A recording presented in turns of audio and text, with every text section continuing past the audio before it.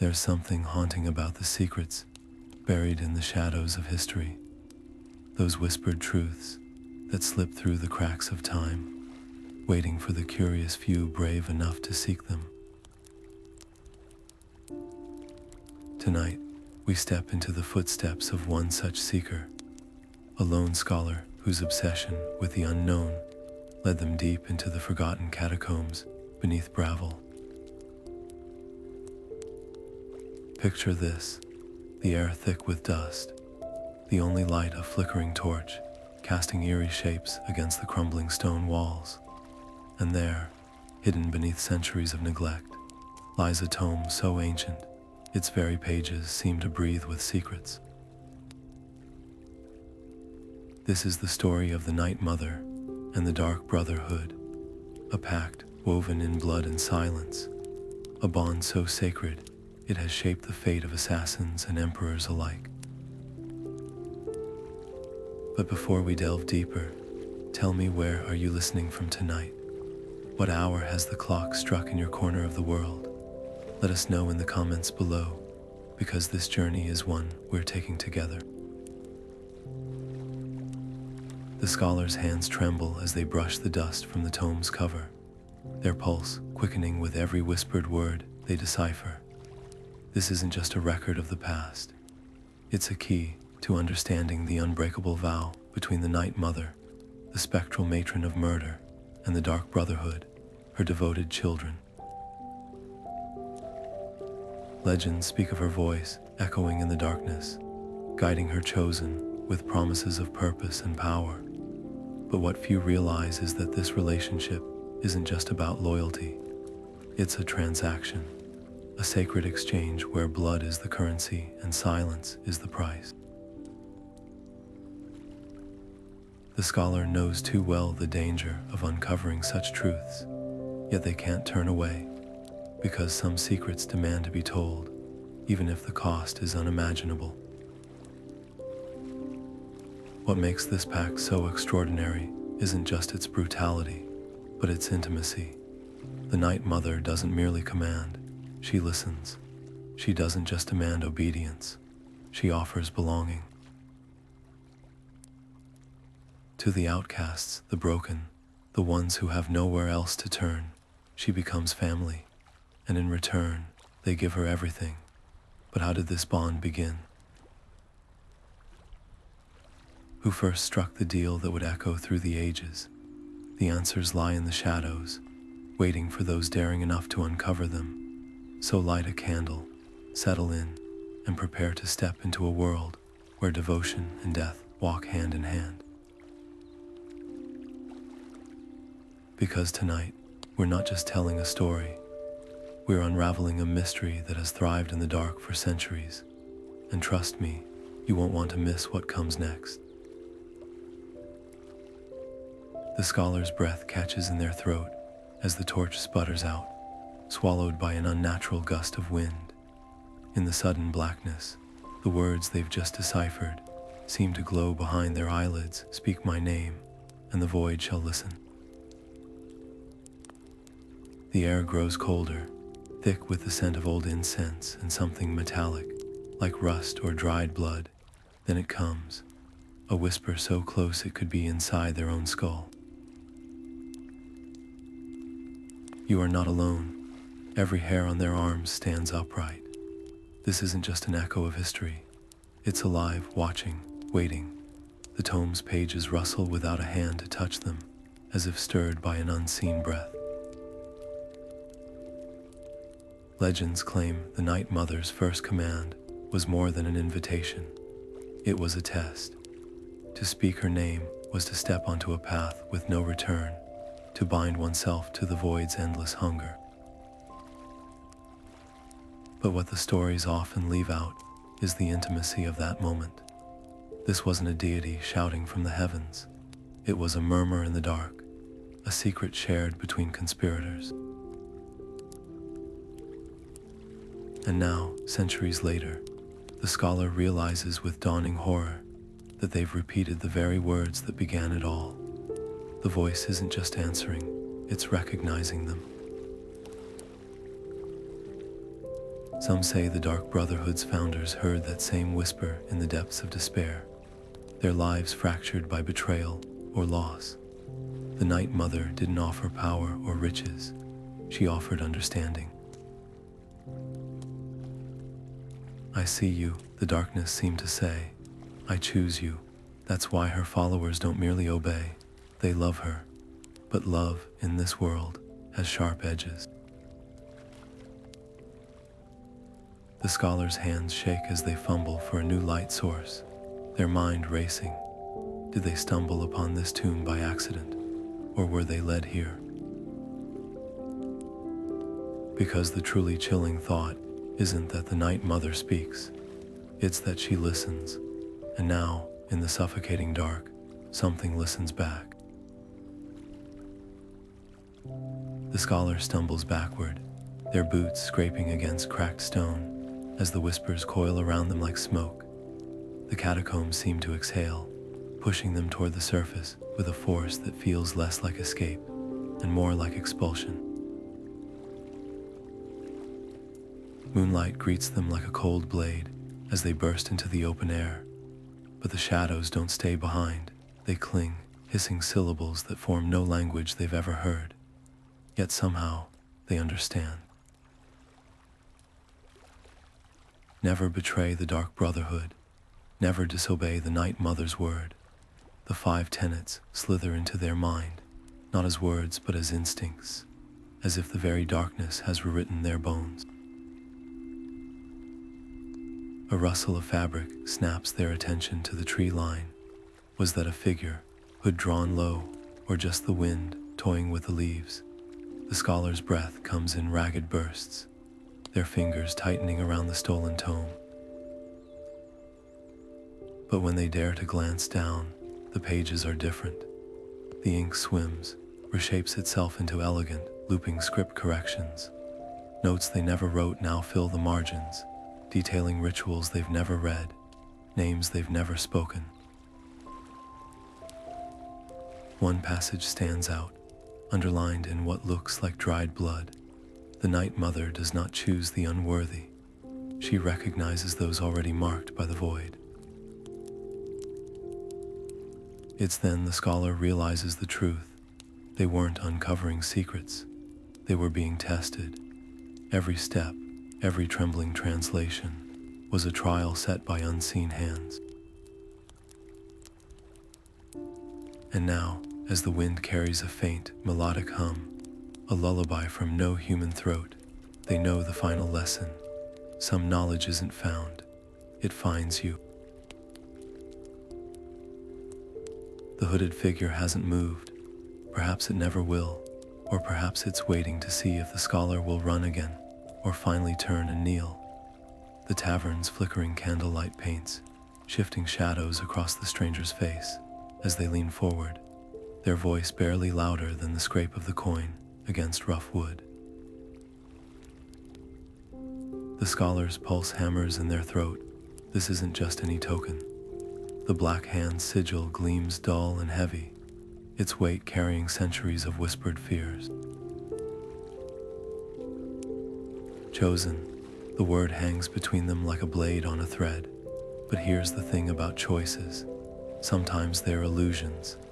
The scholar's fingers hover over the coin, their mind racing back to the catacombs, to the way the tome's ink changed for them. Had they ever truly been searching for answers? Or had the answers been searching for them? The stranger doesn't blink, doesn't breathe too loud. They simply wait, their stillness more unnerving than any threat.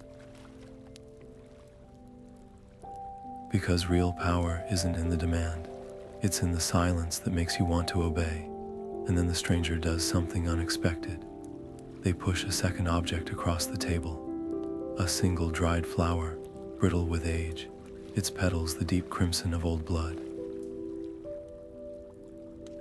From her garden, they murmur. It's a detail no bard's tale ever mentions. The Night Mother keeps a garden in the void, a place where memories grow as tangled as thorns. The scholar recoils, but their gaze lingers on the flower. That's when they notice it, tiny teeth marks on the stem. Something fed here. The offer isn't just about joining. It's about remembering. The stranger's eyes gleam with a knowing too ancient to be human. She's been waiting for you, they say, and for the first time, the scholar wonders how many others have sat at this very table, tracing the same coin with the same trembling hands. How many said yes? More importantly, what happened to the ones who said no? The tavern's fire gutters suddenly, plunging them into a darkness that feels alive. When the light returns, the stranger is gone. Only the coin remains, its edges now stained with something dark and sticky. The scholar reaches for it. The moment their skin touches metal, a name floods their mind. Their name, but twisted, reshaped in a voice that tastes like grave soil. It's not an invitation anymore. It's a baptism. The stone walls of the sanctuary press in like a living thing, breathing with the weight of centuries. The scholar's knees ache against the cold floor, their reflection warped in the polished surface of the coffin before them. It's too late to pretend they don't know what lies inside. The stories were clear. The Night Mother doesn't rest in peace. She listens. The blade in their hand feels less like metal and more like a living thing, pulsing in time with their own frantic heartbeat. The speaker's voice is a razor in the dark. Prove your devotion. No explanation, no ritual chant. Just those 3 words, hanging in the air like a noose. The scholar's fingers tighten around the hilt. This isn't some abstract test of loyalty. Someone is bound and gagged in the corner, their muffled whimpers the only sound besides the drip of water from the ceiling. A stranger, a life. The scholar's throat goes dry. Here's the cruel twist no one mentions about the Dark Brotherhood. They don't demand blind obedience. They demand choice. The blade isn't just a tool, it's a mirror. What the scholar does next will tell them more about themselves than any tome ever could. The speaker watches, silent, but their eyes gleam with something almost like pity.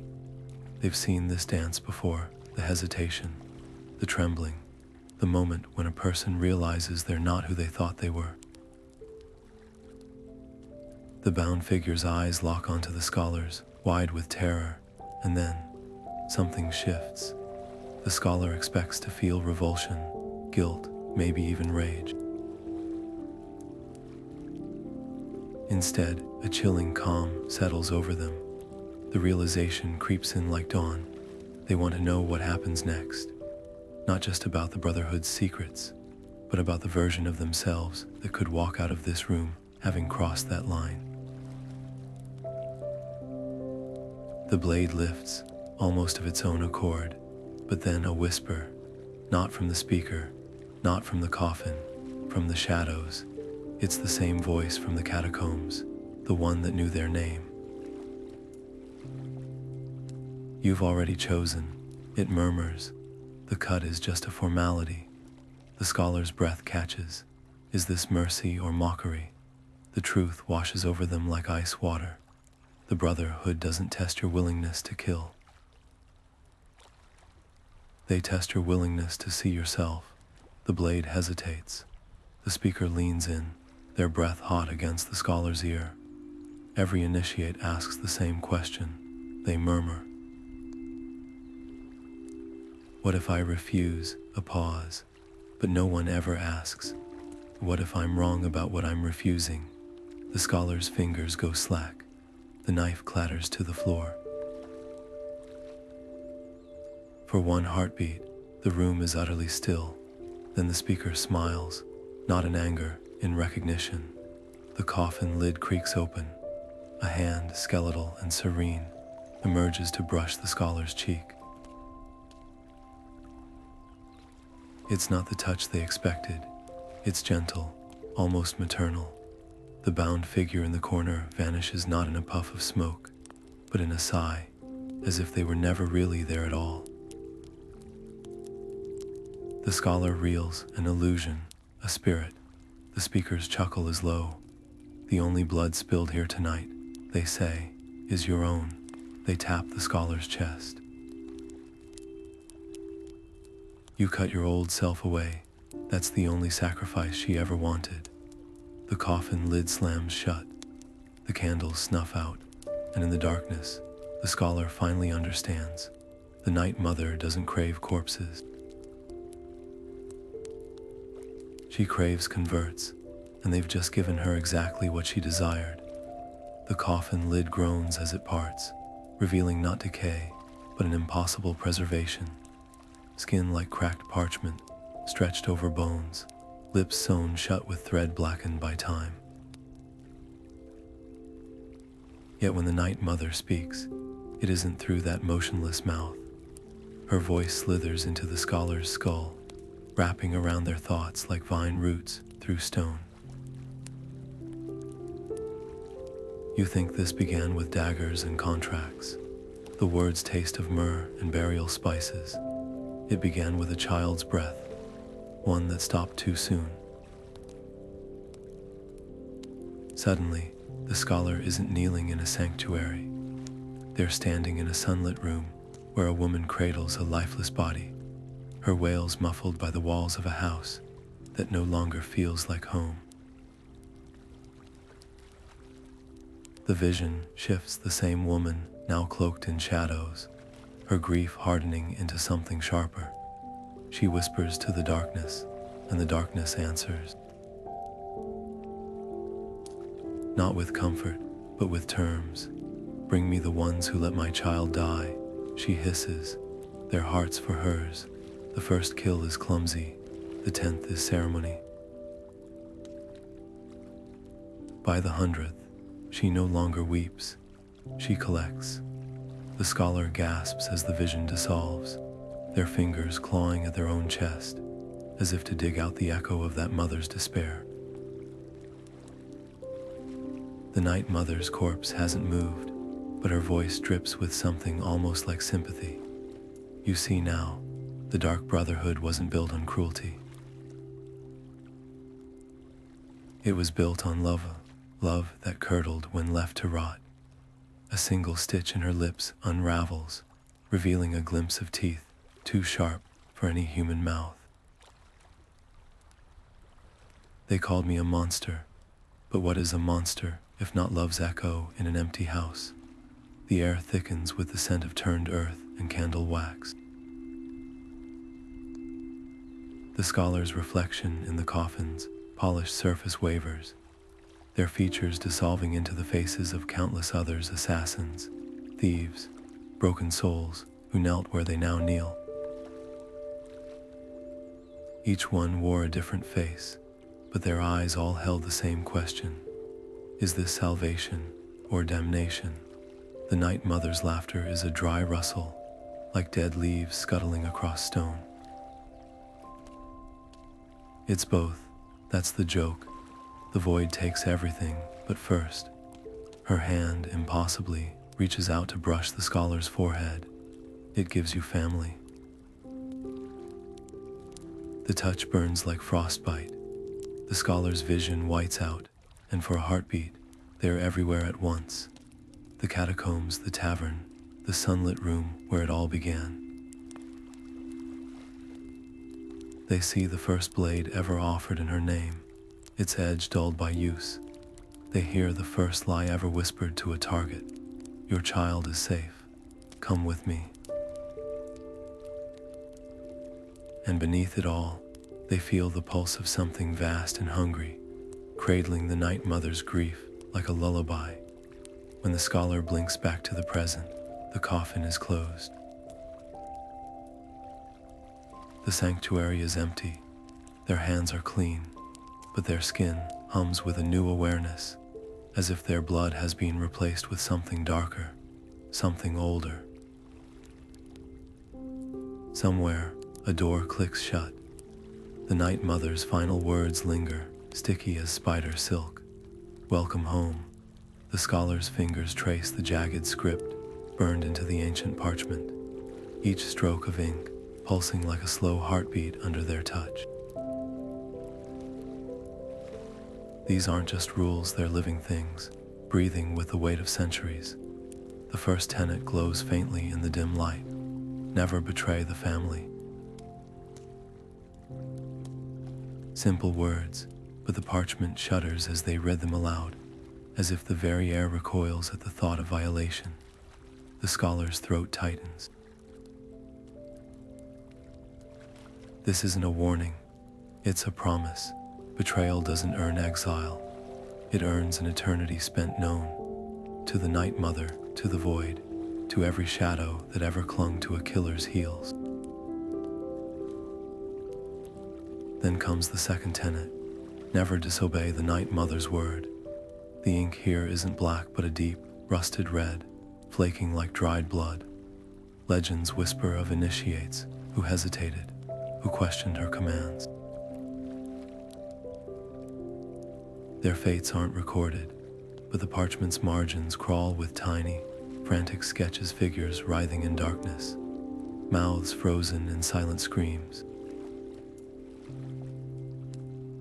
The scholar's pulse stutters. Disobedience isn't just punished, it's preserved, a lesson etched into the fabric of the void itself. The third tenet is colder, sharper. Never steal from a contract.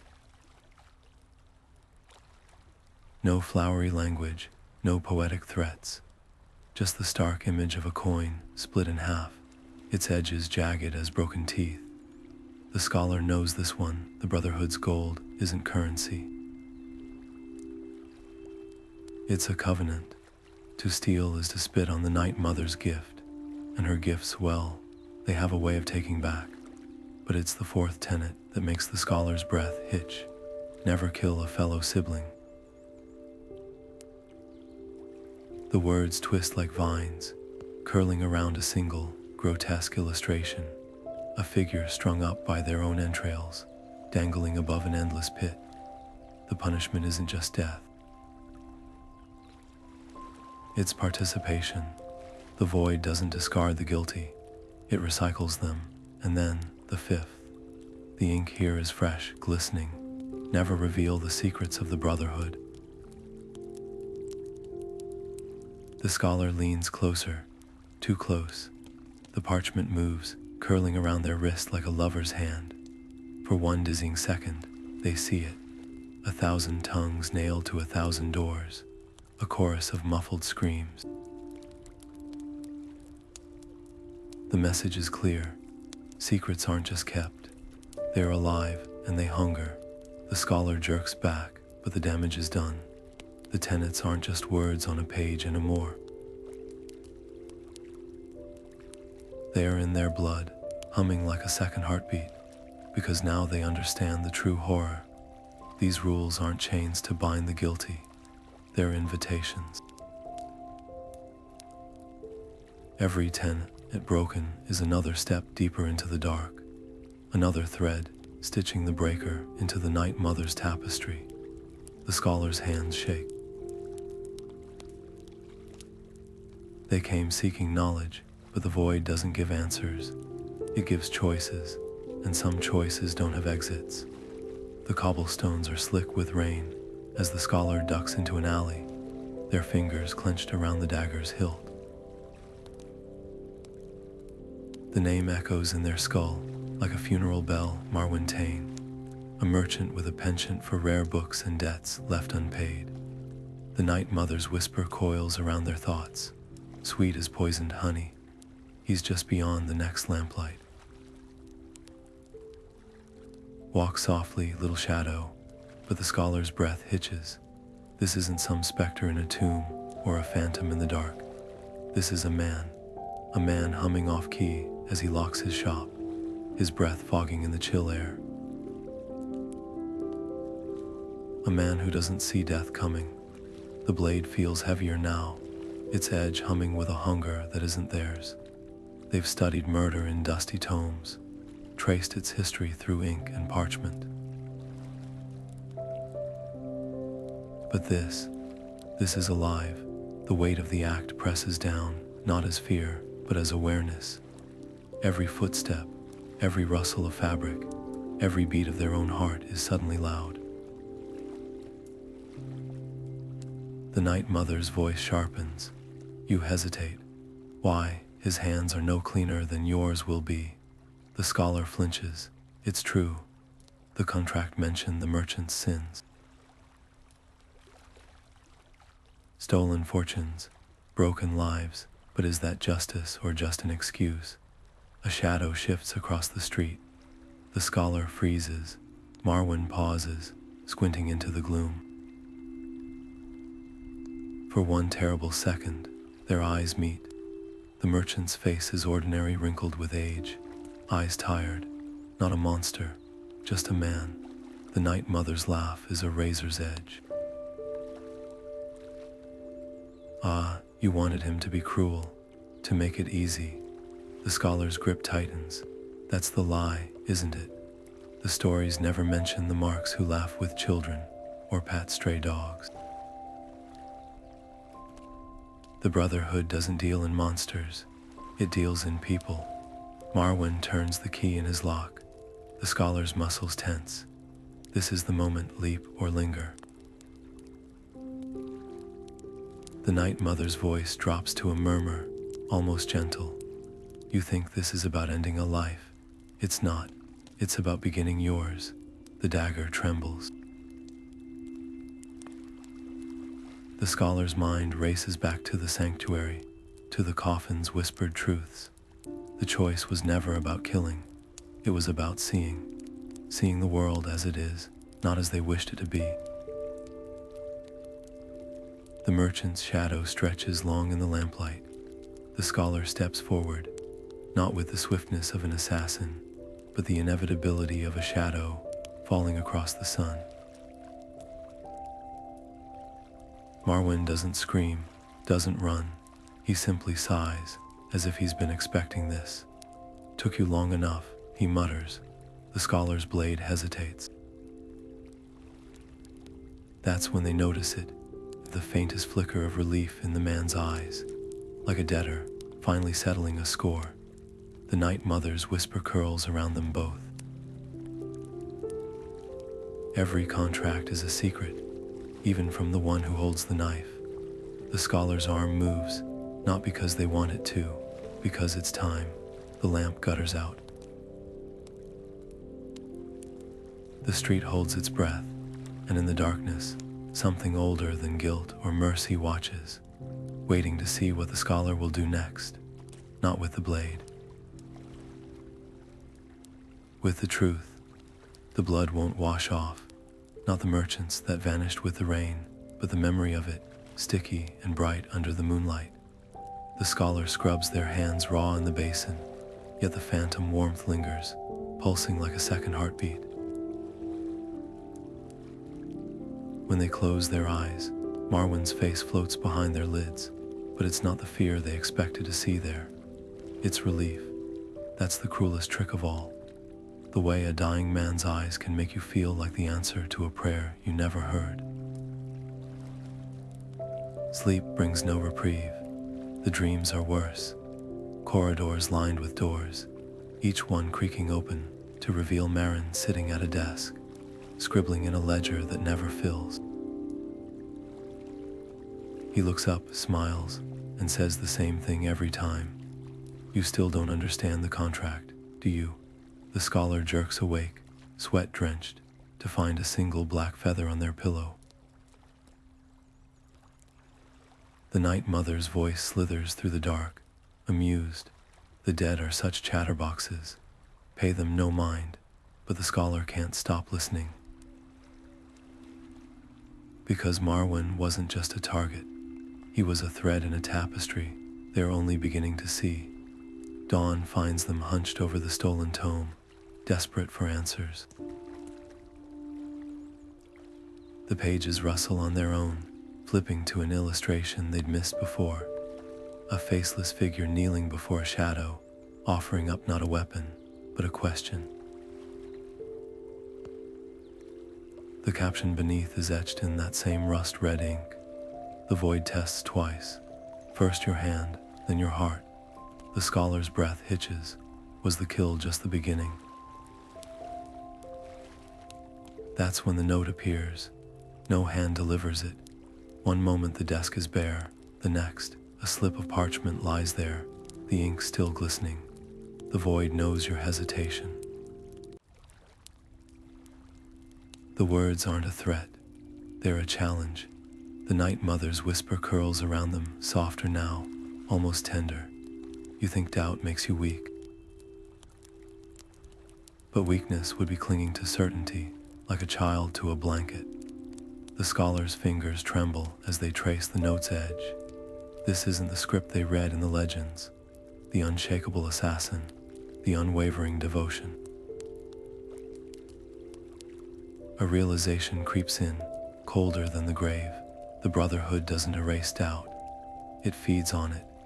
Every question, every tremor of guilt, is another strand in the web that binds them to the Night Mother.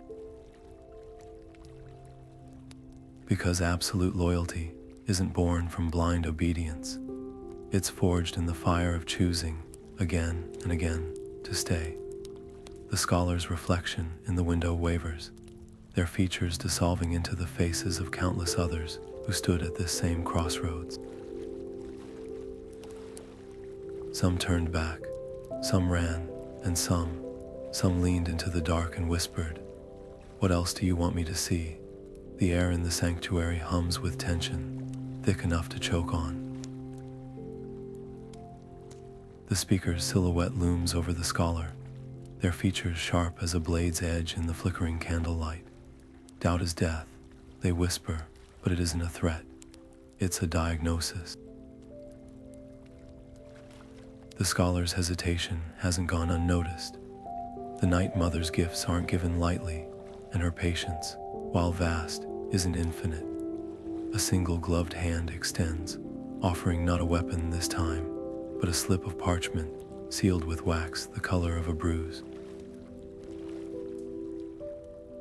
Take this to the Thieves' Guild before moonrise. The speaker murmurs, "Do not read it.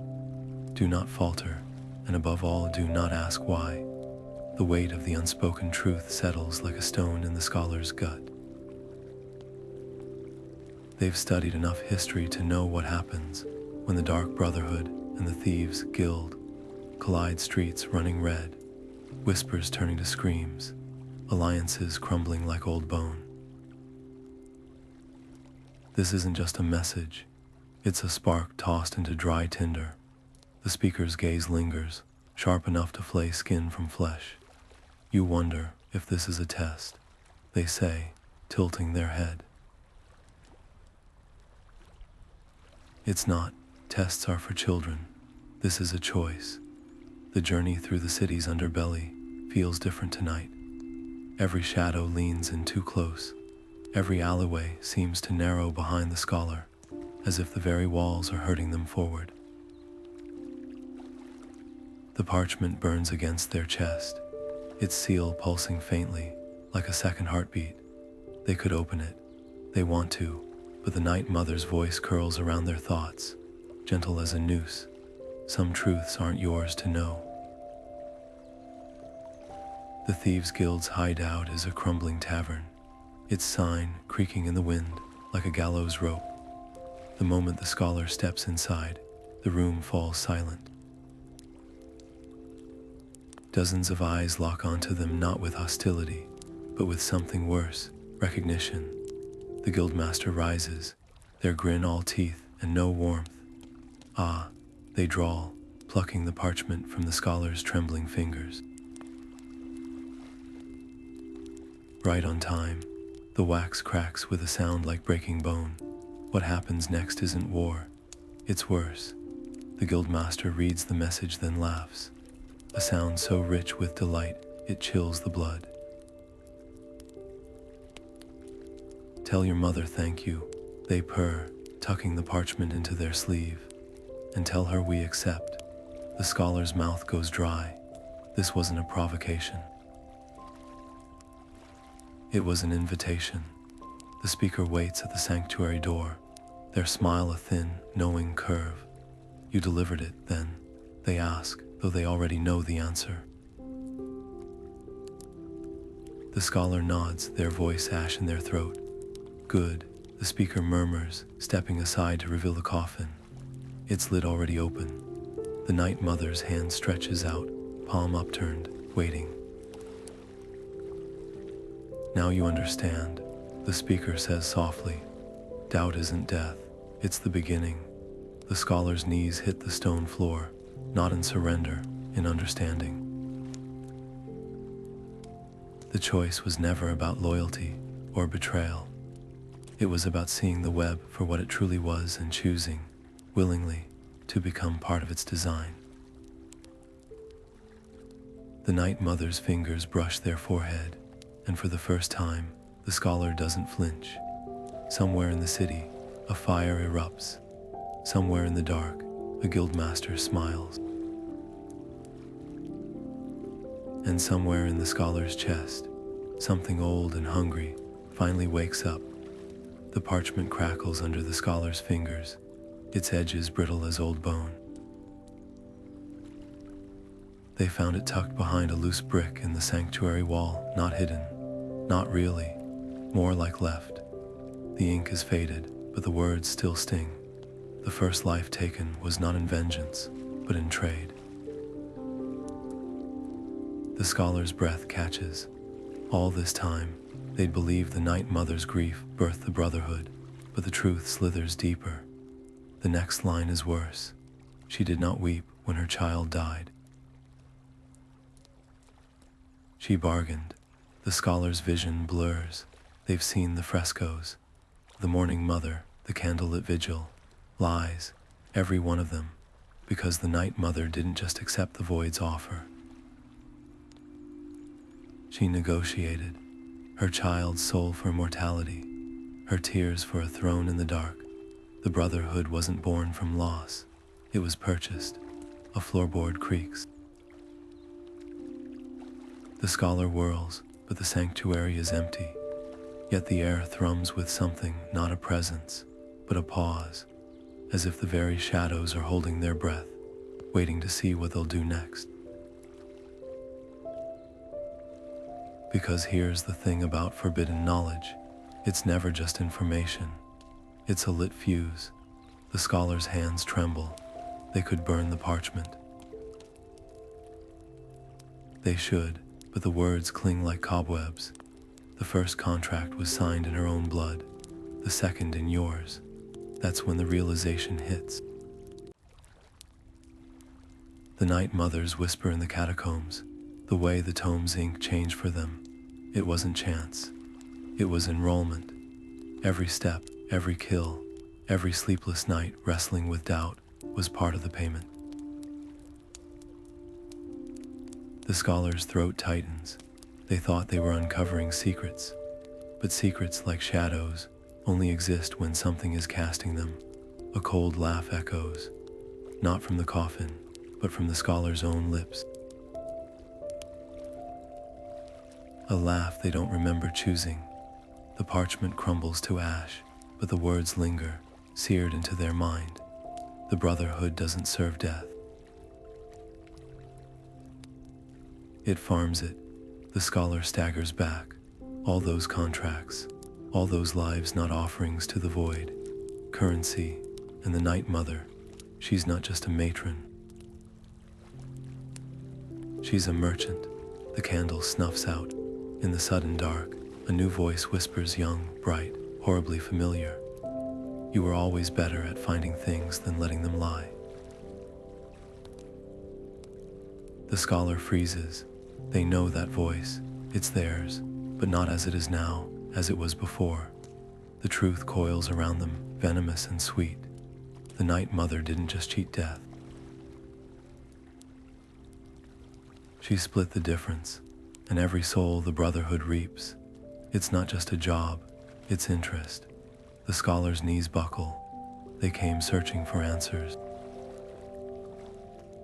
But some questions, like some doors, should never be opened, because now they understand the final, terrible joke. The only thing worse than being the Brotherhood's enemy is being its accountant. The knife slides across the table with a whisper of steel on wood, stopping just shy of the scholar's fingertips. The rogue assassin doesn't smile. Their face is a mask of scars and hollows, their eyes two chips of flint in the dim tavern light. They told you she's invincible, they murmur, tapping the blade's hilt. But everything has a weakness, even gods. The scholar's pulse thrums in their throat.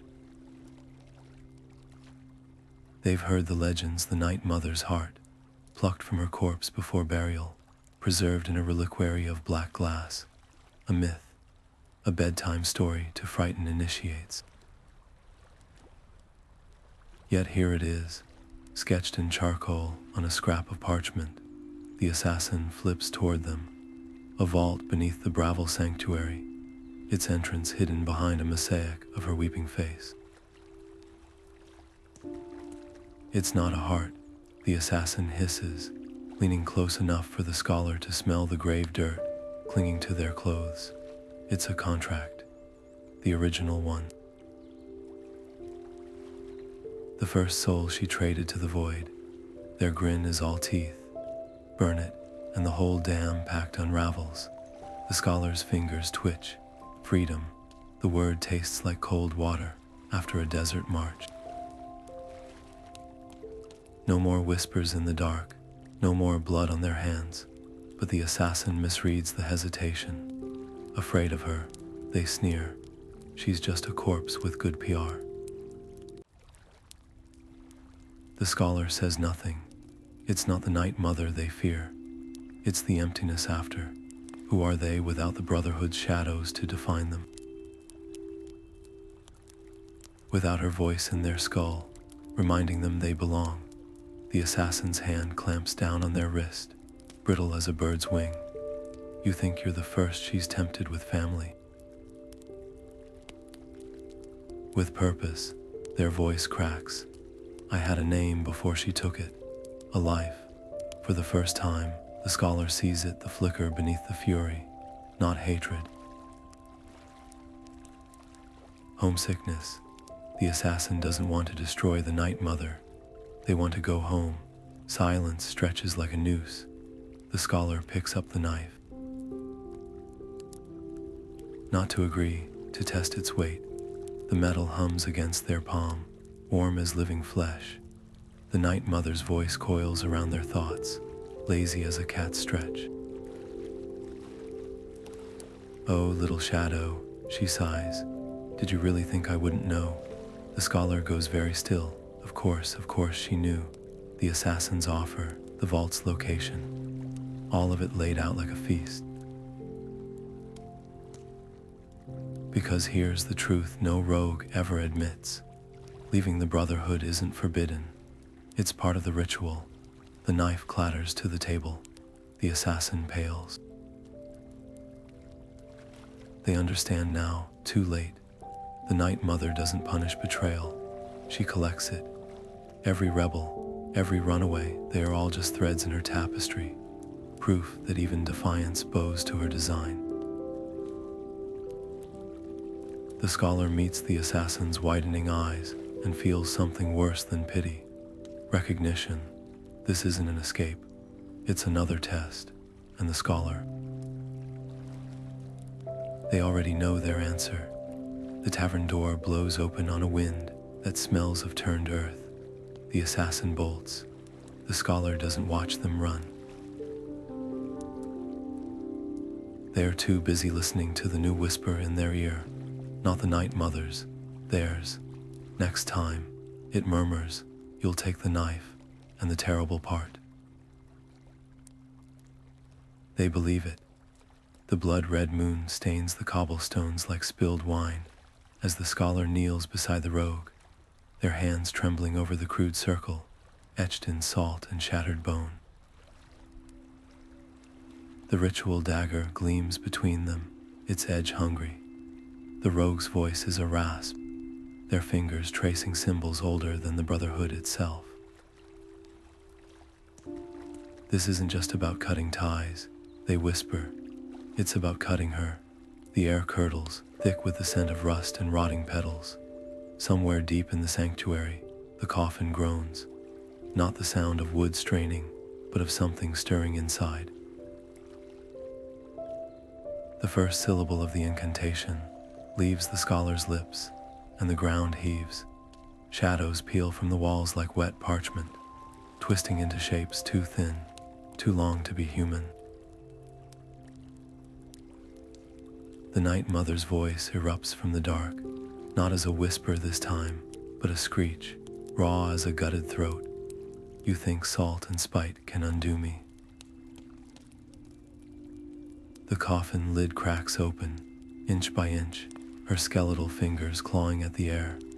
The rogue's chant wavers but doesn't stop. They knew this would come. Knew she'd fight. That's when the scholar sees it. The flaw in the plan. The ritual requires a sacrifice, but not of blood, of memory. The rogue never mentioned the knife isn't for the Night Mother. It's for them. To sever the bond, they must carve out every moment she's touched. The first whisper in the catacombs, the weight of the contract in their palm, even the warmth of her approval. The scholar's breath hitches. Can they truly unlive what's been lived? The dagger trembles in their grip. The rogue's eyes lock onto theirs, desperate. "Do it," they hiss, "or she owns you forever." But the Night Mother's laughter coils around them, slick and mocking. "Oh, little shadow, you can't kill what you are." The coffin slams shut. The circle of salt ignites, burning blue and cold. And in that heartbeat of silence, the scholar realizes the truth. The ritual was never about breaking her hold. It was about proving they couldn't. The shadows still.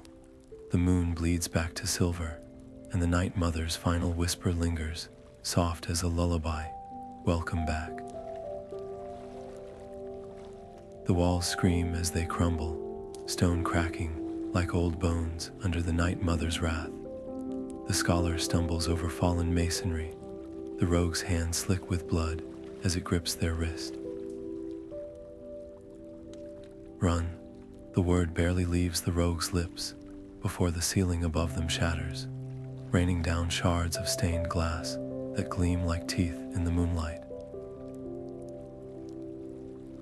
The air itself writhes with spirits, not the whispers of the void, but something older, something the Night Mother dredged up from the deep places where even shadows fear to tread.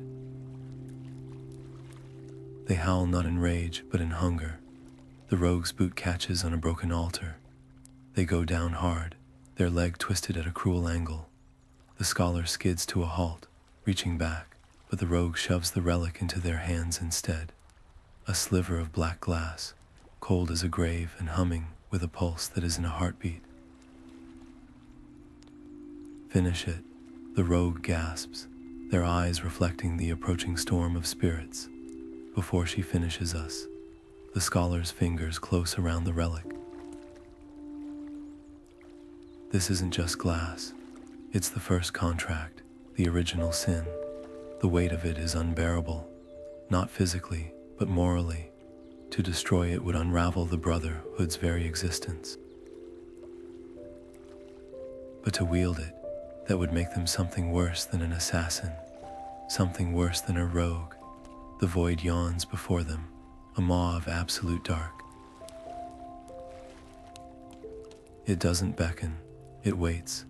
The scholar's breath comes in ragged gasps.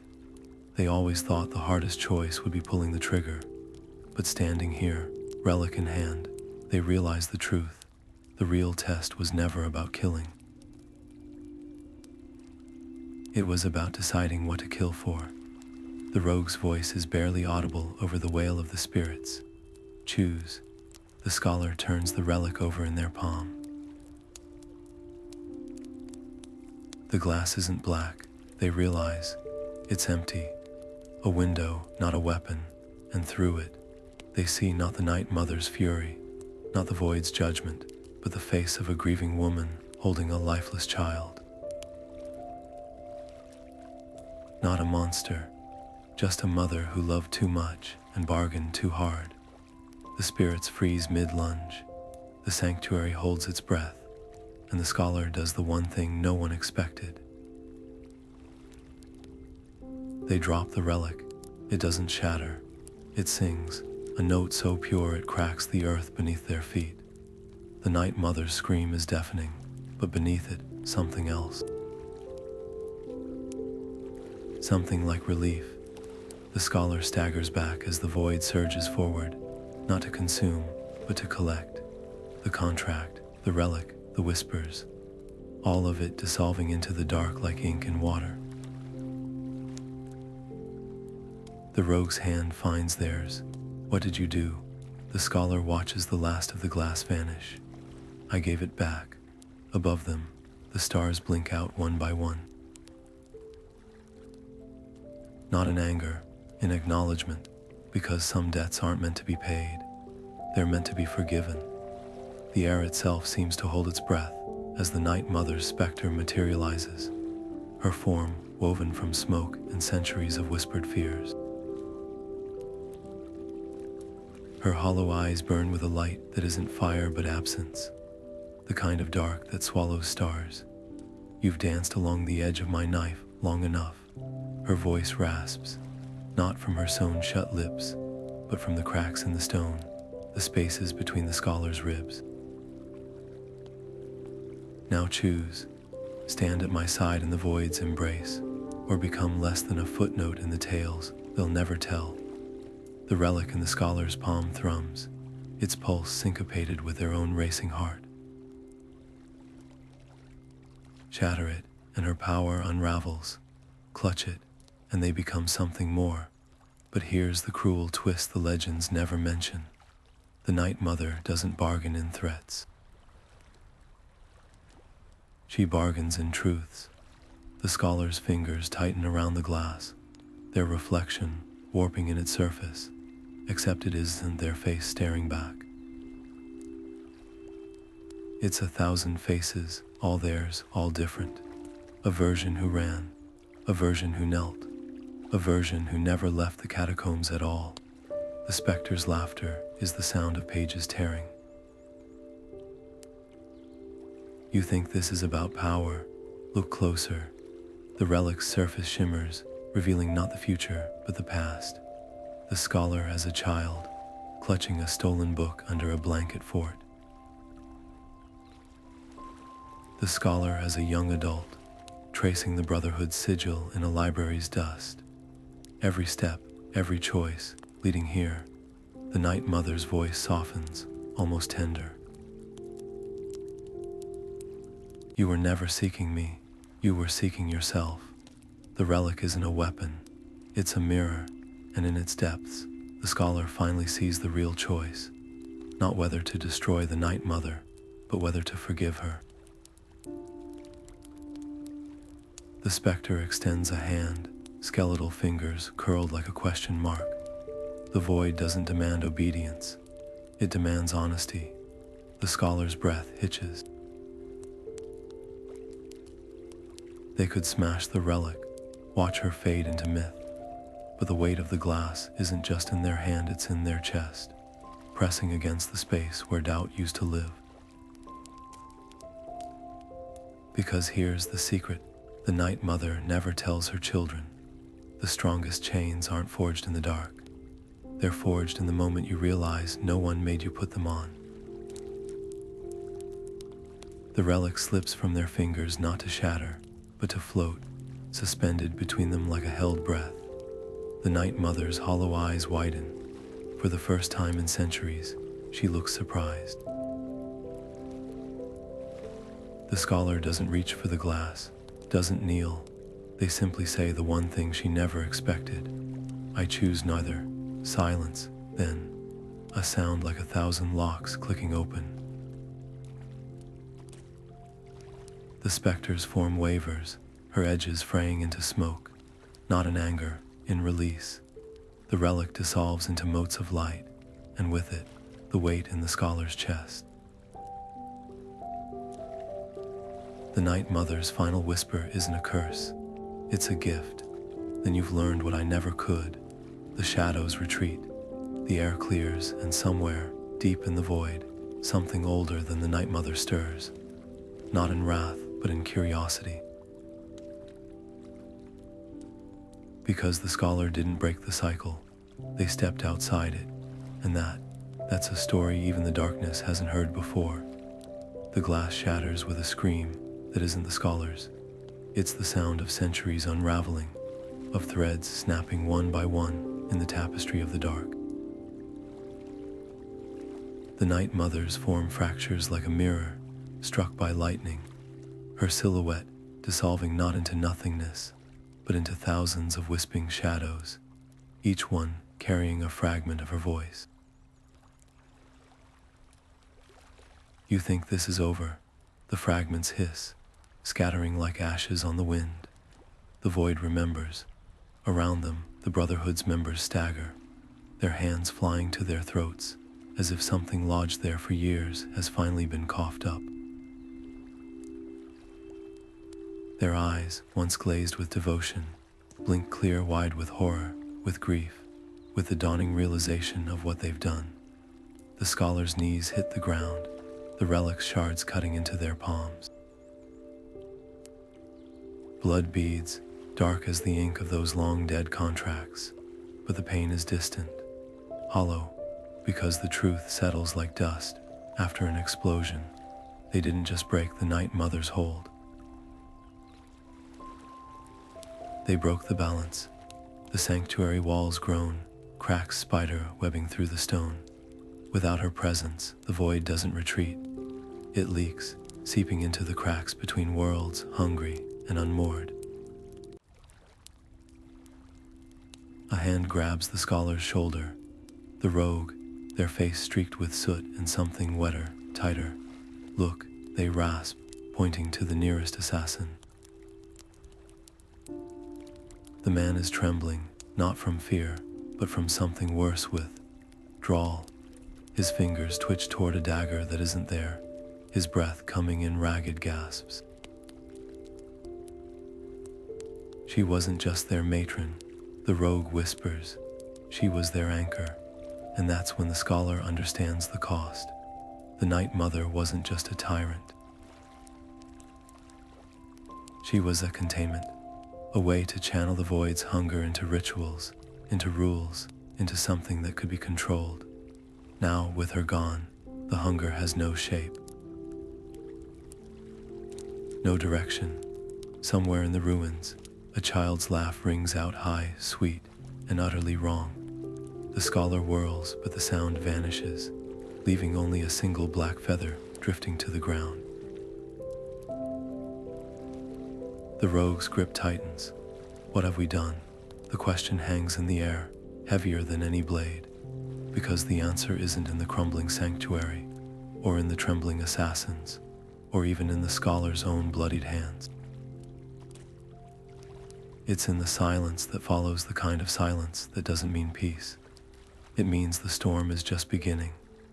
The rumors begin in the ragged edges of tavern talk, where drunkards swear they've seen a hooded figure moving through the mist like a page torn from an old book. They leave no footprints, this wanderer, but the air behind them hums with the weight of unspoken names. In Windhelm, a guild enforcer finds a dagger buried in his desk, not as a threat, but as a message. The blade is old, its edge etched with symbols only the dead should recognize. In Anvil, a priestess wakes to find a single black rose on her altar, its petals whispering in a language that hasn't been spoken since the First Era. The scholar doesn't correct the stories. Let them whisper, let them wonder, because the truth is stranger than the tavern tales. The Night Mother's pact was never broken. It was transformed. The void didn't vanish that night in the sanctuary. It adapted. And now, the scholar walks the land with a new purpose, not to serve the old ways, but to curate them. Every forgotten contract they recover, Every faded sigil they trace in the dust is a piece of a puzzle no one else can see.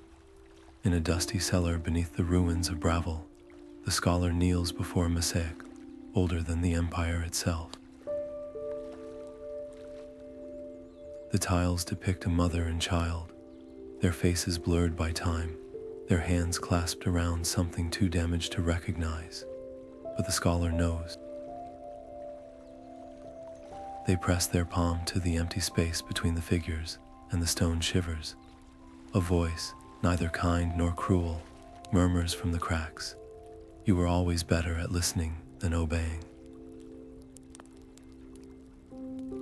The scholar smiles. They've heard this before. The world thinks they're collecting relics. They're wrong. The scholar isn't gathering fragments of the past. They are pruning the future. Because here's the secret. The Night Mother never taught her children. Some pacts aren't meant to bind. They're meant to grow, and in the quiet between the stars, something new is stirring. Not a matron, not a monster, a conversation. The fire crackles low, its embers painting the scholar's face in flickering hues of gold and rust. The journal lies open in their lap, its pages scarred with ink and ash, the final entry still damp beneath their trembling quill. The pact is broken, but the shadows remain. The words stare back, stark as a wound. Outside the circle of firelight, the night hums with something older than fear, something patient. The scholar knows better than to call it silence. They trace the journal's spine, leather worn smooth by years of desperate scribbling. How many nights had they spent chasing truths like this? How many doors had they opened, only to find another corridor, another question? The Night Mother's absence isn't an end, it's an invitation. The void didn't vanish when the glass shattered, it simply stopped pretending. Now it watches from the spaces between stars, from the hollows of abandoned buildings, from the back of the scholar's own throat, when they wake gasping from dreams of a voice they can't quite recall. A log collapses in the fire, sending up a spiral of sparks. The scholar's gaze follows them, upward into the dark. Somewhere out there, the rogue is still running. The assassins are still trembling, and the world breathes, unaware of the teeth beneath its skin. The scholar closes the journal, but the weight doesn't lift. Knowledge like this isn't carried. It carves. They toss the book into the flames. The pages blacken, curl, but the words don't burn. They rise instead, twisting in the smoke like living things. The scholar doesn't flinch. They've learned enough to know some truths aren't written to be read. They're written to be remembered. And the night remembers everything. A wind stirs the ashes, carrying the faintest whisper, not the Night Mother's, not the void's, their own. What will you do with what's left? The scholar smiles, though no one is there to see it. They already know the answer. The fire dies, the dark leans in, and somewhere, deep in the ruins of Bravil, a single black rose blooms where no rose should grow.